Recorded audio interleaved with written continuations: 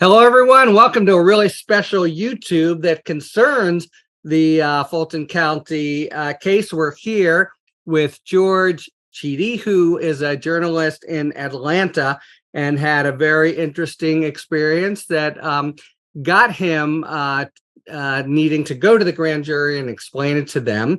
And I was hoping he could tell us a little bit about the experience and then a little bit, to the extent he can, about the grand jury itself. George Chidi, thanks for joining. Happy to be here.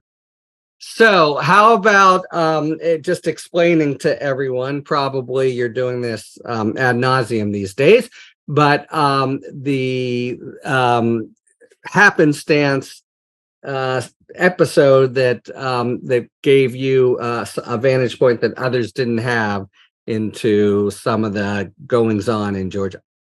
Happy to do that. So let me start with a little bit of my background so you know where I'm coming from. Been a journalist for a long time. Left the AJC almost 15 years ago. That would be the Atlanta Journal-Constitution. Correct. Yeah.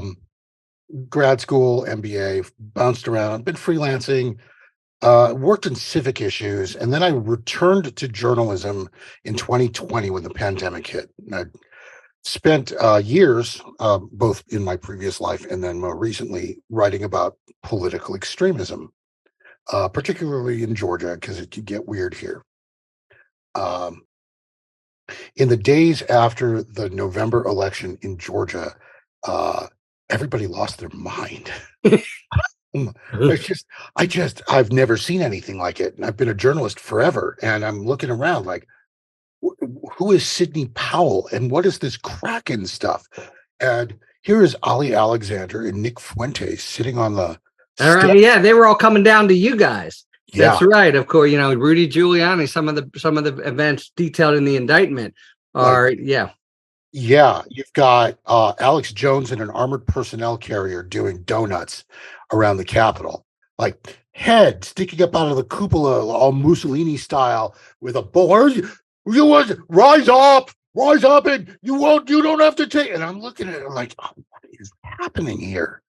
So on December 14th, I went to the Capitol in part because I was concerned, and then, by the way, the state Capitol, I should say, because I was concerned that the forces at play would attempt to disrupt things. And I was there to bear witness. That was already in the air in Georgia. People, it was ominous and nasty. Yep, and I wasn't wrong. I was just early, if you know what I mean. Mm-hmm. Mm-hmm. So I'm there, and I see an old friend. His name's CJ Pearson, and when I say an old friend, he was 19 at the time, but I'd known him since he was 12, and he's a Republican political activist and a social media star, and had been named as one of the Republican electors. If Trump had won, he would have been, a 19-year-old casting his electoral vote. You get why? Like, that's just how neat. So I see him, and basically for the first time in my life in person, since it's all been social media, like, CJ, hey, how you doing? Nothing, no eye contact, just walked by me into a room in the Capitol. And when he did, I thought something weird might be up, because there'd been all this chatter about alternate slates of electors in other states. So I pulled out your reporter's antennas start buzzing. Yes, yeah, I was all tingly. Okay.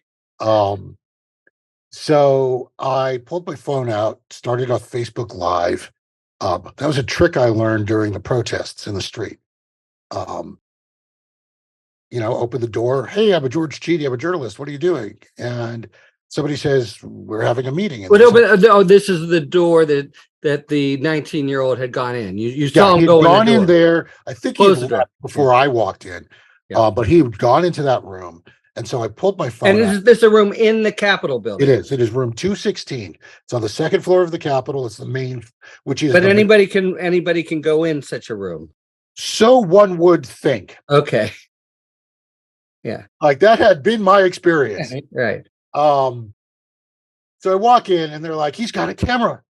And somebody starts hustling me out of the door, and I'm doing this thing where, like, I'm getting pulled out, like, hey, so what kind of meeting are you having?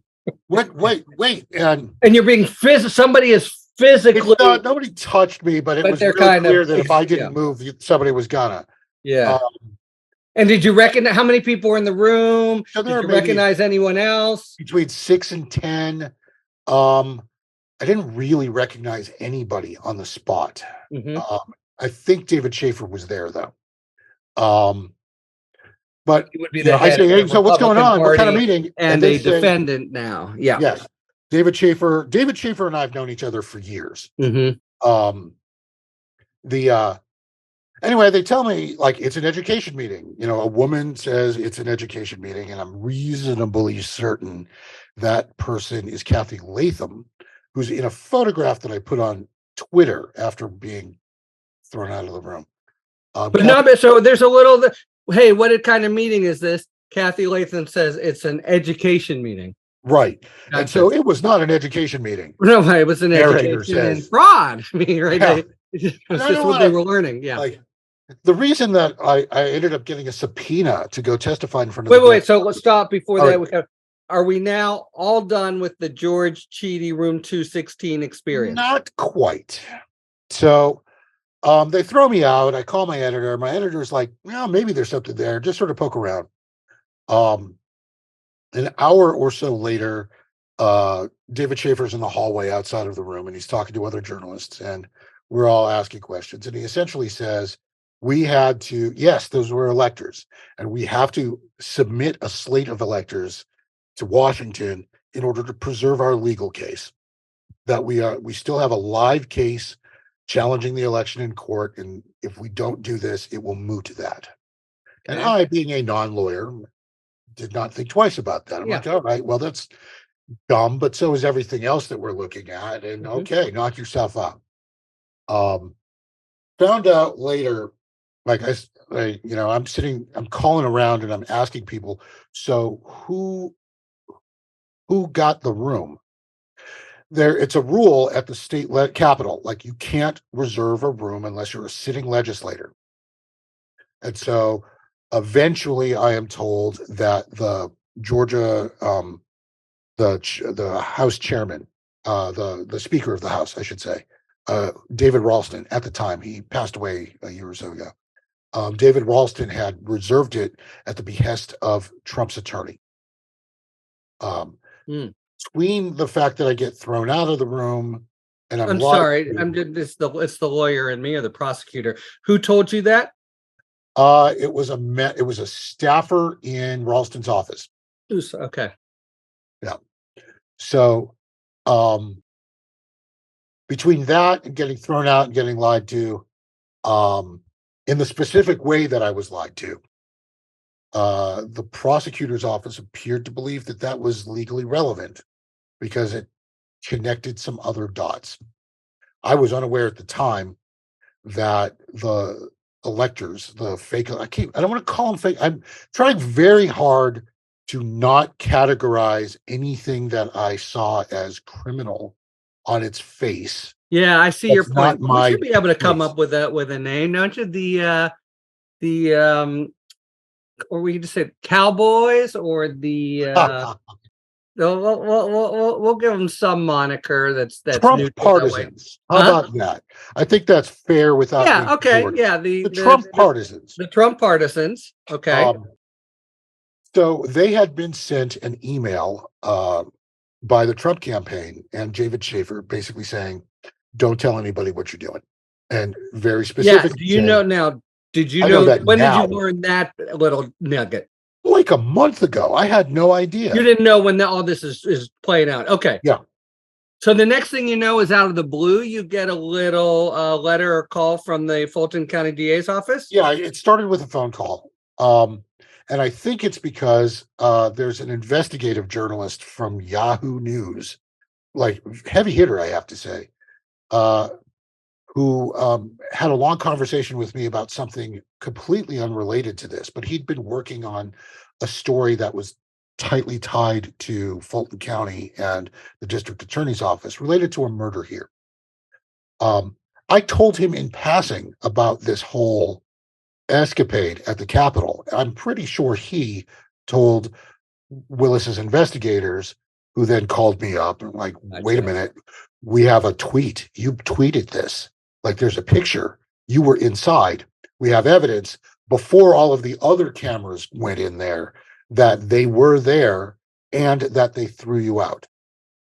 There Like, were other cameras that then went in, but those were yeah. sort of official ones when they So were. sort of semi-official. I think so. I went in and they threw me out. And they barred Greg Bluestein, who is an Atlanta Journal-Constitution reporter, from going in, telling him the same thing. And then like an hour later, they're like, no, wait a minute. Come on, let's go take some pictures. I think it's because I blew their cover. Yeah. And I wonder sometimes if I hadn't been there, whether or not they would have done the entire thing in a clandestine way that would have allowed plausible deniability later. Yeah, very interesting. But yeah, like I had a piece of physical evidence or digital evidence that could be authenticated, and they needed me to authenticate that essentially. So subpoena. Did they have the evidence or no? They brought you to you. They said, please come to the grand jury, bring the picture, or we have the picture. So they had the picture because it's on Twitter. Oh, because you Twitter. tweeted it, and they just said, please come and authentic. Which for the non-lawyers here, it is what it looks to be. It's a picture of so and so. I was there, etc. Okay. Yeah. And did you meet first with prosecutors? I did. I spoke with prosecutors. I don't know if I actually met with them properly beforehand. I think it was just all on the phone. In other words, when you showed up, it was just welcome to the grand jury.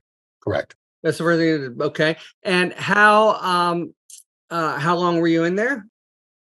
About 90 minutes. During those 90 minutes, who were the different people, if there were different people who asked questions? Almost every question I got was from the grand jury itself. Maybe half of them from the forewoman. And she's been public about being, so I don't need to like shield her. So you're sitting up there, and did they raise hands? Yeah. And they just and then the other people followed up. Right. She'd ask a question, and then somebody else might follow up. I have to tell you, they were adept. As a journalist, I have an appreciation for people who know how to. That's right. By the way, so this is Monday because they were only sitting for one day. Is that right? No. This was the special purpose. This is the special grand jury. Oh, so this is the forewoman with their 15 minutes of fame. That would be her. Yes. Yeah. Okay. Right. Yeah, that's the one I'm referring to now. I sat there for 90 minutes. We had a conversation. It was good. And more questions from grand jurors than from the prosecutor. The only time the prosecutor ever asked me a question, it was to bring the questioning back to the situation at hand. We didn't get far away at all. But let me premise this. I only went in there on the understanding that the only questions I would be asked would be about my observations from December 14th, 2020, and that things that were relevant to that. Because you reached that understanding in advance? Yeah, in writing, like where I've got a thing. Yeah, because otherwise I wouldn't have set foot in there. It is bad news for a journalist to be in a grand jury room. Right. I am in possession of a lot of work material that I cannot disclose to the public. Right. And I can tell people 8 ways to Sunday I testified to X, Y, and Z, but there's no way I can prove it. So and you need their trust of sources. Okay, so I see that 90 minutes, and then and all but one, and all the grand jury. Okay, they asked me about and this by the way, this is what 18 months ago or so, right? 1 year ago. 1 year ago. Okay, 1 year ago. So I figured, all right, I'm done. You're good. Do what you're going to do. Then the two new grand juries and panel, right? Which I think is very clever, I might add. Because you can't tell ahead of time which one's which. I bought tickets to go see Oppenheimer for an 11 o'clock at night showing for Monday. I bought them a month ago because that's how far out you have to buy those in order to get a good seat. Really? Okay. Yeah. So the 70 millimeter IMAX, I mean, there are only 30 movie theaters in the country that are showing it. Right. No, I've been to such theaters. Okay. I can see. Yeah. The next day I get the subpoenas. The next day I get the subpoenas. Oh, so we're talking about Monday a couple weeks ago. You go to Oppenheimer. I went to Oppenheimer. No, what And I'm then saying is, how'd you it was like the it? day No, I just had kidding. the day they pulled me in to testify, like Monday, like 4 days ago, was the day I had the Oppenheimer ticket. Oh, okay. So you got, all right. You have the thing for Monday night at 11. And Yeah. then the Tuesday before then, you get a little, your mail has a little Valentine They from the called me Fulton. first. Yeah. Huh? No, they didn't mail it. They called me and then I went to go pick it up. Oh, Yeah. wow, that was very accommodating of you. Yeah, it's just faster. And Okay. So you went to I pick have it a up and it relationship. said it said, no, it said Tuesday, didn't it? No, what it didn't give me a date at all. So there were two, one for between the 7th and the like the 24th, and the second one for the 10th through the 30th. They gave me two subpoenas, so I wouldn't know which one was the live one. Really? They were very trying, very, very hard. Like Wow. part of it's Did they tell security. you that was the Yeah, reason they were doing it? yeah. So you wouldn't know which one was the live one. Hmm. Wow. And okay, and you did testify, but in time, I Yeah, guess, to but oh see no, no, no. Oppenheimer, but So maybe I not didn't so. What testify. time Hang of day on. did you testify on that Monday? No, I didn't Oh, I testify. see. I'm sorry. Go ahead. So here's the thing. I went in, like, so I was expecting, like, they told me over the weekend, all right, your day is Tuesday. Right. And then as Monday starts to roll around at noon, I got a phone call saying, no, we're moving you up. Come in at 4. So I went over there at 4 and I sat until 8:30 or 8:45. Sweating the And movie at this point. Yeah. they're like, the grand jury went into recess and I never actually spoke to them. Like I see. Okay. they didn't need it. They didn't need this. And honestly, I'm okay with that. That's a good thing. It means Yeah. that all the journalism questions don't have to get answered. No, that's a great point for you personally. But just to understand the grand jury, because to me, one either does live witnesses or has agents summarize. And I was perplexed that they were doing both. So you were someone who they said, we want your live testimony, but they didn't use it. There was one other person in that category. There was, and I don't know if he's been public about being subpoenaed, so I don't want to name him. Are you able to describe, if you know, whether he in fact did testify? No, I don't believe he did. There were 10 people who were called. 8 of us testified. There were 2 of us sort of sitting on the bench at the end. Oh, all right. So they did have 8 witnesses that Monday come in Yes, and tell their story, including all right. Jeff Junkie. And your complete experience with the grand jury was the special grand jury. Correct. Gotcha. Okay. And so they called, and when did you let them know I got a movie here? No, I didn't say anything to them at all about it. Yeah. They weren't the problem. The press outside was actually the problem. Oh, right. Chidi, come talk to us. Well, of course. At this point, everyone's on indictment vigil. Got it. Okay. Well, so that really helps, and it's really interesting. So just that was 11 days ago, I guess, right? It was 4 days ago. I can't believe it. It's only been 4. The indictment was 4 days ago? Yeah. Wow. Okay. So what's this week been like, George? I mean, you live your life in interesting times. So it's nuts. It's been crazy. As soon as I told people that I had gotten a subpoena, and I think I was the first person to say it. Yeah. And I said it out loud, and I said it fast because I am a journalist and cannot keep a secret like this if I don't have to. Right. And also I want to be very transparent, but yeah. Just whoop. Everybody, CNN, MSNBC, NBC, CBS, the BBC, the Wall Street Journal, the Washington Post, the New York Times, which ran a profile of me that's in the newspaper today. Yeah, it's been the craziest. It's been one of the craziest weeks of my life. I'm not sure it's the craziest week in my life. I lead a weird life, but it's funny as a journalist being on the receiving end of all of this stuff. This is karma. That's what this is. Right. Like I walked out of the courthouse, and there's this gigantic pack of like this single organism that's been merged of 50 different journalists that sort of whoop on me as I'm walking across the thing. I've tried to accommodate the local journalists in Atlanta as much as possible. I mean, journalists in general, but if I have to pick the guys who are in the trenches like me, who don't Right. necessarily get folks who are not wearing like $5,000 suits and Right. are, looking at private school tuition and, fancy vacations out of the country. Those guys, working class, regular schlubs who are in the trenches. Those were the first questions I wanted to answer. Um, the I have to tell you, Georgia is ground zero for politics all the time. Yeah. Um, and Washington and New York tend to treat this city like it is a full employment act. Uh, they spent $500 million on ads in the 2022 election cycle in this state. 22 election cycle in this state.